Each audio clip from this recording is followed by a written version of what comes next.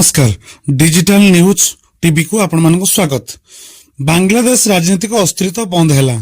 Textile export factory संकट देशर अर्थनीति। बांग्लादेश संरक्षण प्रसंग को नहीं दिनक दिन राजनीतिक अस्थिरता घनेबार लगी। एथमध्य देशर टेक्सटाइल इंडस्ट्री उपरे विपदर कंटा झुलुछि, जहाँ ये अर्थनीति को प्रभावित करने नहीं आशंका देखा जायछि। चीन एवं यूरोपीय यूनियन परे बांग्लादेश टेक्सटाइल एक्सपोर्ट तालिकार तृतीय नंबर रही। देशर अर्थनीतिक बड़ अंश टेक्सटाइल इंडस्ट्री आसी थाए।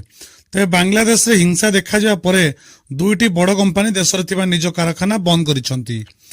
एही रिपोर्ट प्रकाश जे बांग्लादेश टेक्सटाइल उत्पादक संघ समस्त सुविधा संपूर्ण बंद करने को आह्वान करिसंती। बांग्लादेश रे दुईटी ग्लोबल गारमेंट फैक्ट्री H&M एवं जारा कारखाना बंद हो जाइछि। एही दुईटी कंपानी पई बांग्लादेश बयन उत्पादन रे प्रमुख केंद्र अटे।